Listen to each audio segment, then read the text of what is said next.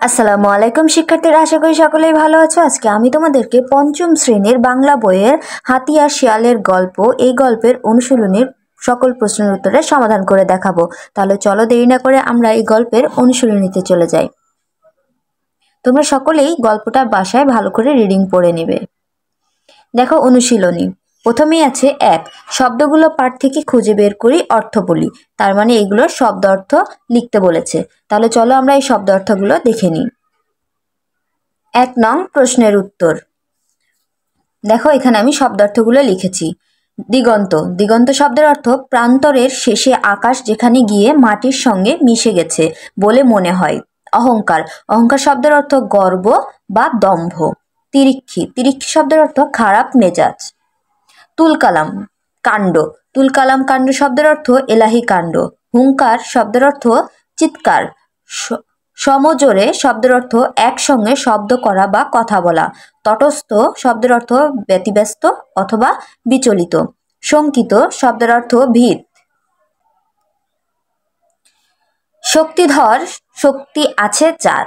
আস্তানা শব্দের অর্থ বসবাসের জায়গা। উদ্গ্রীব শব্দের অর্থ খুব আগ্রহী বা ব্যগ্র। এখানে শেষ হয়ে গেল ১ নংয়ের শব্দার্থগুলো। চলো ২ নম্বরে কি আছে সেগুলো আমরা দেখে নিই। দেখো শিক্ষার্থীরা, ১ নংয়ের শব্দের অর্থের পরে ২ নংয়ে আছে ঘরের ভিতরের শব্দগুলো খালি জায়গায় বসিয়ে বাক্য তৈরি করি। এখানে শূন্যস্থান দেওয়া আছে। উপরের এই শব্দগুলো দিয়ে নিচের এই শূন্যস্থানগুলো পূরণ করতে হবে। তাহলে চলো শিক্ষার্থীরা আমরা এই শূন্যস্থানগুলো পূরণ করে দেখে নিই। ২ নং প্রশ্নের উত্তর। ক, বিদ্যুৎ চমকালে ড্যাশ কেঁপে ওঠে বলে মনে হতে পারে।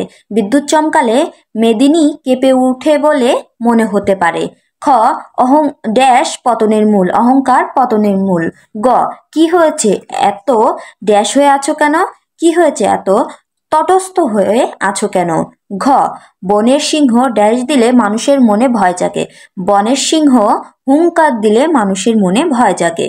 উম, নিজের কলমটা খুঁজে না পেয়ে সে ড্যাশ বাঁধিয়ে দিয়েছে। নিজের কলমটা খুঁজে না পেয়ে সে তুলকালাম কাণ্ড বাঁধিয়ে দিয়েছে। চ, চ, ড্যাশ ওপারে কি আছে কেউ জানে না। দিগন্তের ওপারে কি আছে কেউ জানে না। ছ, মেজাজ ড্যাশ বলে তার কাছে কেউ ঘেঁষতে চায় না। মেজাজ তিরিক্ষি বলে তার কাছে কেউ ঘেঁষতে চায় না। বর্গ জ, তুমি এত ড্যাশ কেন? কি হয়েছে? তুমি এত শঙ্কিত কেন? কি হয়েছে?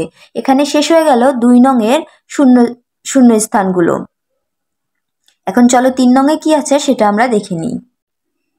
দেখো শিক্ষার্থীরা, ৩ নংয়ে আছে প্রশ্নগুলোর উত্তর বলি ও লিখি। ক, প্রবল শক্তিধর কাকে বলা হয়েছে? খ, বনের পশুদের উপর অশান্তি নেমে আসার কারণ কি? গ, গল্পে মুক্ত স্বাধীন বলতে কি বোঝানো হয়েছে? ঘ, শিয়াল হাতিকে শাস্তি না দিলে বনের পশু পাখিদের কি হতো ব্যাখ্যা করো। ওম, হাতির এই শাস্তির জন্য তার চরিত্রের কোন বিষয়গুলো দায়ী বলে তুমি মনে করো? চ, সবাই মিলে শিয়ালকে দায়িত্ব দিল কেন? ছ, শিয়াল কিভাবে বনের পশু পাখিকে রক্ষা করলো? বর্গ জ, অহংকারী ও অত্যাচারীর পরিণাম শেষ পর্যন্ত কি হয়? চলো শিক্ষার্থীরা এই প্রশ্নের উত্তরগুলো আমরা এখন দেখে নিই। দেখো শিক্ষার্থীরা, ৩ নং প্রশ্নের উত্তর। ক, অমিত শক্তিধর কাকে বলা হয়েছে? উত্তর, গুরুগম্ভীর ভারিক্কি চালের কেশর দোলানো সিংহকে অমিত শক্তিধর বলা হয়েছে। আমি আবার পড়ে শোনাচ্ছি। ক, অমিত শক্তিধর কাকে বলা হয়েছে? উত্তর, গুরুগম্ভীর ভারিক্কি চালের কেশর দোলানো সিংহকে অমিত শক্তিধর বলা হয়েছে। খ, বনের পশুদের ওপর অশান্তি নেমে আসার কারণ কি? উত্তর, বনের মধ্যে হাজারো রকমের প্রাণী মিলেমিশে সুখে বসবাস করছিল। হঠাৎ একদিন তাড়া খেয়ে বনের মধ্যে এক মস্ত বড় হাতি ঢুকে পড়ে। হাতিটি বনে ঢুকেই জোরে গলা ফাটিয়ে হুঙ্কার দেয়। থরথর করে কেঁপে ওঠে সমস্ত বন। হাতিটি কখনো হরিণকে সুর দিয়ে ছুঁড়ে ফেলে, আবার কখনো খরগোশকে পায়ের তলায় পিষে মারে। কেউ শান্তিতে ঘুমাতে পারে না। এভাবে হাতির অত্যাচারে বনের পশুদের উপর অশান্তি নেমে আসে। আমি আবার পড়ে শোনাচ্ছি। নাম্বার খ, বনের পশুদের উপর অশান্তি নেমে আসার কারণ কি? উত্তর, বনের মধ্যে হাজারো রকমের প্রাণী মিলেমিশে সুখে বসবাস করছিল। হঠাৎ একদিন তাড়া খেয়ে বনের মধ্যে এক মস্ত বড় হাতি ঢুকে পড়ে। হাতিটি বনে ঢুকেই জোরে গলায় ফাটিয়ে হুংকার দেয়। থরথর করে কেঁপে ওঠে সমস্ত বন। হাতিটি কখনো হরিণকে শুঁড় দিয়ে ছুঁড়ে ফেলে, আবার কখনো খরগোশকে পায়ের তলে পিষে মারে। কেউ শান্তিতে ঘুমাতে পারে না। এভাবে হাতির অত্যাচারে বনের পশুদের ওপর অশান্তি নেমে আসে। নাম্বার গ, গল্পে মুক্ত স্বাধীন বলতে কি বোঝানো হয়েছে? উত্তর, গল্পে মুক্ত স্বাধীন বলতে বোঝানো হয়েছে হাতির অত্যাচার ও ভয়ে শঙ্কিত হয়ে তার অধীনে না থাকাকে। অত্যাচারী এক হাতি বনে এসে পশু পাখিদের শান্তি কেড়ে নেয়। হাতিটি অন্য প্রাণীদের অত্যাচার ও হত্যা করতে আরম্ভ করে। নিজেকে সে বনের রাজা মনে করে। এই অমিত শক্তিধর হাতি শিয়ালের বুদ্ধির ফাঁদে পড়ে নদীতে ডুবে মারা যাওয়ায় ওই বনের পশু পাখিরা তার অত্যাচার থেকে মুক্ত হয়। গল্পে মুক্ত স্বাধীন বলতে হাতির এই অত্যাচার থেকে মুক্ত হওয়ার বিষয়টিকেই বোঝানো হয়েছে। আমি আবার পড়ে শোনাচ্ছি। নাম্বার গ, গল্পে মুক্ত স্বাধীন বলতে কি বোঝানো হয়েছে? উত্তর, গল্পে মুক্ত স্বাধীন বলতে বোঝানো হয়েছে হাতির অত্যাচার ও ভয়ে শঙ্কিত হয়ে তার অধীনে না থাকাকে। অত্যাচারী এক হাতি বনে এসে পশু পাখিদের শান্তি কেড়ে নেয়। হাতিটি অন্য প্রাণীদের অত্যাচার ও হত্যা করতে আরম্ভ করে। নিজেকে সে বনের রাজা মনে করে। এই অমিত শক্তিধর হাতি শিয়ালের বুদ্ধির ফাঁদে পড়ে নদীতে ডুবে মারা যাওয়ায় ওই বনের পশু পাখিরা তার অত্যাচার থেকে মুক্ত হয়। গল্পে মুক্ত স্বাধীন বলতে হাতির এই অত্যাচার থেকে মুক্ত হওয়ার বিষয়টিকেই বোঝানো হয়েছে। নাম্বার ঘ, শিয়াল হাতিকে শাস্তি না দিলে বনের পশু পাখিদের কি হতো ব্যাখ্যা করো। উত্তর, শিয়াল হাতিকে শাস্তি না দিলে বনের পশু পাখিদের কষ্টের সীমা থাকতো না। অহংকারী হাতিটা বনে তুলকালাম কাণ্ড বাঁধিয়ে রাখত। বনের সবাই ভয়ে তটস্থ শঙ্কিত হয়ে থাকত। অত্যাচারী হাতি এক এক করে বনের পশুদের পেঁচিয়ে ছুঁড়ে ফেলে, পায়ে পিষে মেরে ফেলতো। মূলত হাতিকে শাস্তি না দিলে বনে কোনো শান্তি ও স্বাধীনতা থাকতো না। আমি আবার পড়ে শোনাচ্ছি। নাম্বার ঘ, শিয়াল হাতিকে শাস্তি না দিলে বনের পশু পাখিদের কি হতো ব্যাখ্যা করো। উত্তর, শিয়াল হাতিকে শাস্তি না দিলে, এখানে শাস্তি বানানটা ভুল এসেছে, তোমরা ঠিক করে লিখে নেবে। শাস্তি না দিলে বনের পশু পাখিদের কষ্টের সীমা থাকতো না। অহংকারী হাতিটা বনে তুলকালাম কাণ্ড বাঁধিয়ে রাখত। বনের সবাই ভয়ে তটস্থ শঙ্কিত হয়ে থাকত। অত্যাচারী হাতি এক এক করে বনের পশুদের সুরে পেঁচিয়ে ছুঁড়ে ফেলে, পায়ে পিষে মেরে ফেলত। মূলত হাতিকে শাস্তি না দিলে বনে কোনো শান্তি ও স্বাধীনতা থাকতো না। নাম্বার ওম, হাতির এই শাস্তির জন্য তার চরিত্রের কোন বিষয়গুলো দায়ী বলে তুমি মনে করো? উত্তর, হাতির এই শাস্তির জন্য তার চরিত্রের কতগুলো দিককে আমি দায়ী বলে মনে করি। যেমন 1. অত্যাচারী মনোভাব, 2. তিরিক্ষি মেজাজ, 3. অহংকার, 4. ক্ষমতার লোভ, 5. ছোটদের তুচ্ছ মনে করা, 6. নিজেকে রাজা মনে করা। আমি আবার পড়ে শোনাচ্ছি। হাতির এই শাস্তির জন্য তার চরিত্রের কোন বিষয়গুলো দায়ী বলে তুমি মনে করো? উত্তর, হাতির এই শাস্তির জন্য তার চরিত্রের কতগুলো দিককে আমি দায়ী বলে মনে করি। যেমন 1. অত্যাচারী মনোভাব, 2. তিরিক্ষি মেজাজ, 3. অহংকার, 4. ক্ষমতার লোভ, 5. ছোটদের তুচ্ছ মনে করা, 6. নিজেকে রাজা মনে করা। নাম্বার চ, সবাই মিলে শিয়ালকে দায়িত্ব দিল কেন? উত্তর, অন্যান্য প্রাণীর চেয়ে শিয়াল বুদ্ধিমান হওয়ায় সবাই মিলে তাকে দায়িত্ব দিল। হাতির অত্যাচারে সবাই অতিষ্ঠ হয়ে একদিন সিংহের গুহায় জড়ো হয়। হাতির অত্যাচার থেকে মুক্তি পাওয়ার জন্য সবাই পরামর্শ করে শিয়ালকে উপায় বের করার দায়িত্ব দেয়। কেননা সবাই শিয়ালকে চালাক ও পণ্ডিত হিসেবে জানে। শিয়াল শক্তি দিয়ে না পারলেও তার অগাধ বুদ্ধি দিয়ে হাতির অত্যাচার থেকে সবাইকে মুক্ত করতে পারবে, এই বিশ্বাস থেকেই সবাই মিলে দায়িত্বটি শিয়ালকে দিল। আমি আবার পড়ে শোনাচ্ছি। চ, সবাই মিলে শিয়ালকে দায়িত্ব দিল কেন? উত্তর, অন্যান্য প্রাণীর চেয়ে শিয়াল বুদ্ধিমান হওয়ায় সবাই মিলে তাকে দায়িত্ব দিল। হাতির অত্যাচারে সবাই অতিষ্ঠ হয়ে একদিন সিংহের গুহায় জড়ো হয়। হাতির অত্যাচার থেকে মুক্তি পাওয়ার জন্য সবাই পরামর্শ করে শিয়ালকে উপায় বের করার দায়িত্ব দেয়। কেননা সবাই শিয়ালকে চালাক ও পণ্ডিত হিসেবে জানে। শিয়াল শক্তি দিয়ে না পারলেও তার অগাধ বুদ্ধি দিয়ে হাতির অত্যাচার থেকে সবাইকে মুক্ত করতে পারবে, এই বিশ্বাস থেকেই সবাই মিলে দায়িত্বটি শিয়ালকে দিল। নাম্বার 6, শিয়াল কিভাবে বনের পশু পাখিকে রক্ষা করলো? উত্তর, শিয়াল তার বুদ্ধিমত্তা ও কৌশল দিয়ে হাতির অত্যাচার থেকে বনের পশু পাখিকে রক্ষা করলো। হাতির অত্যাচারে অতিষ্ঠ হয়ে সবাই পরিত্রাণের জন্য শিয়ালকে দায়িত্ব দিল। শিয়াল হাতির আস্তানায় গিয়ে বিনয়ের সাথে হাতিকে কুর্নিশ করে, হাতিকে রাজা বলে স্বীকার করে এবং সবার সঙ্গে দেখা করার জন্য নদীর ধারে নিয়ে আসে। শিয়াল নিজে নদীতে সাঁতার দেয় এবং হাতিকেও সাঁতার দিয়ে নদী পার হতে বলে। হতবুদ্ধি হাতি শিয়ালের চালাকি বুঝতে না পেরে নদীতে নামলেই তলিয়ে যায়। এভাবে কৌশলে মস্ত হাতিকে শাস্তি দিয়ে শিয়াল বনের পশু পাখিকে রক্ষা করলো।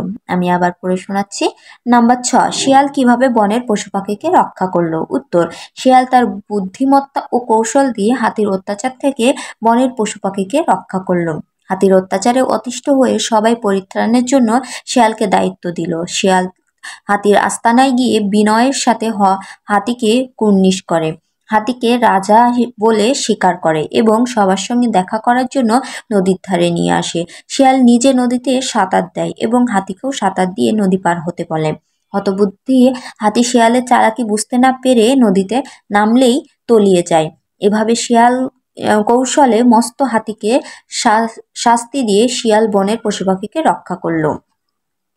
বর্গজ, অহংকারী ও অত্যাচারীর পরিণাম শেষ পর্যন্ত কি হয়? উত্তর, অহংকারী ও অত্যাচারীর পরিণাম শেষ পর্যন্ত খুব ভয়াবহ হয়। হাতি ও শিয়ালের গল্প থেকে আমরা এ শিক্ষা পাই, তার মস্ত বড় শরীর ছিল বলে সে অহংকারী হয়ে ওঠে। বনের পশুরা মিলে হাতিটার অত্যাচারের প্রতিকারের ফন্দি করে। একদিন শিয়ালের বুদ্ধিতে নদী পার হতে গিয়ে হাতিটা নদীতে তলিয়ে মারা যায়। পৃথিবীতে মানুষ অহংকারী হলেও তার পরিণতি এমন হয়, অর্থাৎ অহংকারী ও অত্যাচারীর পরিণাম কখনো ভালো হয় না। আমি আবার পড়ে শোনাচ্ছি। নাম্বার বর্গজ, অহংকারী ও অত্যাচারীর পরিণাম শেষ পর্যন্ত কি হয়? উত্তর, অহংকারী ও অত্যাচারীর পরিণাম শেষ পর্যন্ত খুব ভয়াবহ হয়। হাতি ও শিয়ালের গল্প থেকে আমরা এ শিক্ষাই পাই, তার মস্ত বড় শরীর ছিল বলে সে অহংকারী হয়ে ওঠে। বনের পশুরা মিলে হাতিটার অত্যাচারের প্রতিকারের ফন্দি করে। একদিন শিয়ালের বুদ্ধিতে নদী পার হতে গিয়ে হাতিটা নদীতে তলিয়ে মারা যায়। পৃথিবীতে মানুষ অহংকারী হলেও তার পরিণতি এমন হয়, অর্থাৎ অহংকারী ও অত্যাচারীর পরিণাম কখনো ভালো হয় না। এখানে শেষ হয়ে গেল 3 নংয়ের সকল প্রশ্নের উত্তর। এখন চলো শিক্ষার্থীরা পরবর্তী পেজে 4 নংয়ে কি আছে সেটা আমরা দেখে নিই। দেখো শিক্ষার্থীরা, 3 নংয়ের প্রশ্নের উত্তরের পরে 4 নংয়ে আছে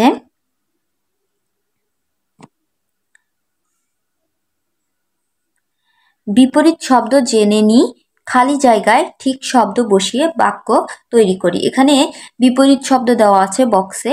এই বিপরীত শব্দ থেকে যে কোনো একটা করে শব্দ এই নিচের শূন্যস্থানগুলোতে বসাতে হবে। ক, আমরা ড্যাশ দেশের অধিবাসী। আমরা স্বাধীন দেশের অধিবাসী। খ, ড্যাশ পতনের মূল, অহংকার পতনের মূল। গ, চেহারা নয় আসল ড্যাশ হলো মানুষের মন। চেহারা নয় আসল সুন্দর হলো মানুষের মন। ঘ, মনে ড্যাশ থাকলে কোনো কিছু করা সম্ভব নয়। মনে ভয় থাকলে কোনো কিছু করা সম্ভব নয়। নাম্বার 5, ঠিক উত্তরটি টিক চিহ্ন দিই। ক, বনের সব প্রাণী কার কাছে এসে জড়ো হলো? সঠিক উত্তর হবে 4, সিংহ। নাম্বার খ, কার জন্য বনে আবার শান্তি এলো? সঠিক উত্তর হবে 2, শিয়াল। নাম্বার গ, হাতির অত্যাচার থেকে বাঁচার জন্য কেন শিয়ালকে দায়িত্ব দেওয়া হলো? সঠিক উত্তর হবে 3, শিয়াল বুদ্ধিমান। নাম্বার ঘ, হাতির করুণ পরিণতির জন্য দায়ী কোনটি? সঠিক উত্তর হবে 1, হাতির অহংকার। উম, হাতিকে বাঁচানোর জন্য কেউ এগিয়ে এলো না কেন? সঠিক উত্তর হবে 1, হাতির অত্যাচারের জন্য। নাম্বার 6, বিপরীত শব্দ লিখি এবং তা দিয়ে একটি করে বাক্য লিখি। শান্তি, শান্তির বিপরীত শব্দ হবে অশান্তি। অসৎ প্রতিবেশীর কারণে তার অশান্তি লেগেই আছে। সভ্য, সভ্যর বিপরীত শব্দ হবে অসভ্য। অসভ্য দিয়ে তোমরা একটা বাক্য গঠন লিখবে। ধ্বনি, ধ্বনির বিপরীত শব্দ হবে প্রতিধ্বনি। শক্তিশালী, শক্তিশালীর বিপরীত শব্দ হবে দুর্বল। তোমরা এটা বাক্য গঠনগুলো নিজেরা লিখে নিবে। নাম্বার 7, নিচের শব্দগুলো কোনটি কোন পদ লিখি। দুষ্টু বিশেষণ, হাতি বিশেষ্য, বুদ্ধিমান বিশেষণ এবং অব্যয়। আমি সর্বনাম, চাই ক্রিয়াপদ। এখানে 8 নাম্বার আছে, যে কোনো একটা প্রাণী সম্পর্কে বলি এবং 5টি বাক্যের একটা অনুচ্ছেদ রচনা করি। তোমরা যে কোনো একটা প্রাণী নির্বাচন করবে, সেটা হাতি, সিংহ, বাঘ যে কোনো একটা হতে পারে এবং সেই প্রাণীটা সম্পর্কে 5টা বাক্য লিখবে। এখানেই শিক্ষার্থীরা শেষ হয়ে গেল হাতি ও শিয়ালের গল্পের অনুশীলনীর সকল প্রশ্নের উত্তর। তোমরা সকলেই ভালো করে এই প্রশ্নের উত্তরগুলো পড়বে, অবশ্যই না দেখে লিখবে। আজকে এই পর্যন্তই শিক্ষার্থীরা। পরবর্তী ক্লাস পাওয়ার জন্য অবশ্যই চ্যানেলটা সাবস্ক্রাইব করে রাখবে এবং পূর্বের ক্লাসগুলো দেখার জন্য চ্যানেলের প্লেলিস্ট চেক করলেই তোমরা সিরিয়ালে সকল ক্লাস পেয়ে যাবে। আর এই ভিডিওটা যদি তোমাদের ভালো লাগে, উপকার হয়, তাহলে ভিডিওটাতে একটি লাইক, কমেন্ট এবং শেয়ার করবে। সকলেই ভালো থাকবে। ধন্যবাদ সকলকে।